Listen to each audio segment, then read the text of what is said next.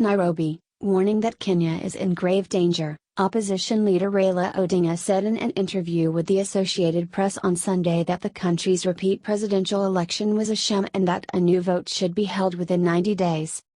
Low voter turnout in the election on Thursday, a repeat of an August election, indicated that the process wasn't valid, and the government of President Uhuru Kenyatta is trying to destroy other institutions of governance in our country, including the Supreme Court, Odinga said.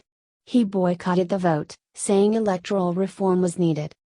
Odinga, 72, spoke after deadly clashes between police and opposition supporters broke out in some parts of Kenya since the repeat election, as well as the postponement of voting in several opposition strongholds where polling stations were unable to open because of security problems. At least 8 people have been killed by police in the protests since the vote. Our country is in grave danger, said Odinga, adding that he is open to dialogue with the Kenyatta camp about holding what he calls a free and fair election. A level playing ground. We are not unwilling to talk, but the agenda will still be the same agenda: how to create a level playing field so that an election can be held in 90 days, Odinga said at his home in the affluent Karen neighborhood. This is what we will be willing to discuss with them. Odinga dismissed the repeat elections held last week, saying that Kenyatta had no significant opposition. It was basically Uhuru versus Uhuru, Odinga said. With more than 90% of the votes counted, the Electoral Commission says that Kenyatta has 7.1 million votes. Odinga cast doubt on those results, alleging that the Electoral Commission is boosting the number of votes for Kenyatta. He estimated that the votes for Kenyatta could be no more than 3.5 million of the country's 19.6 million registered voters. Fears of intertribal clashes are rife as tensions rise in western Kenya after a Luo man was killed overnight Sunday in a clash between the Luo tribe, which supports Odinga, and the Kalenjin group, which supports Kenyatta. Kenya's institutions of governance. The Supreme Court nullified the August 8 vote, citing irregularities and illegalities and the Electoral Commission's refusal to allow scrutiny of its computer servers to dispel Odinga's assertion that hackers had infiltrated them and altered the vote in Kenyatta's favor.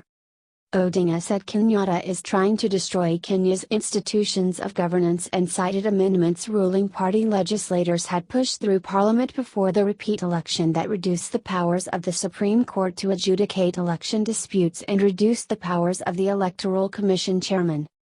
The shooting of the driver of the Deputy Chief Justice Philomena Mulu frightened justices just hours before the court determined whether the repeat election should be postponed, said Odinga. The Supreme Court failed to decide on the issue because only 2 judges showed up. Kenyatta had earlier called the Supreme Court judges crooks and promised to fix the judicial system after the Supreme Court nullified his re-election, and he warned the Chief Justice and judiciary not to interfere with the Electoral Commission as the country prepared for a new presidential vote. Strikes and peaceful demonstrations. Odinga said his national resistance movement will take up an unarmed peaceful resistance by civilians to achieve its goals, likening it to the civil rights movement of the U.S. rights activist Martin Luther King and India's Mahatma Gandhi.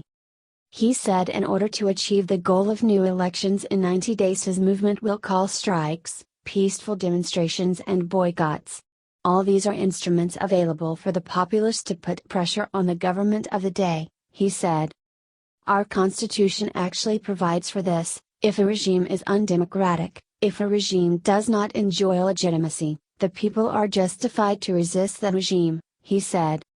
Odinga criticized Western diplomats, including from the U.S., for being very irresponsible and pressing for an election to take place even though it wasn't going to be credible.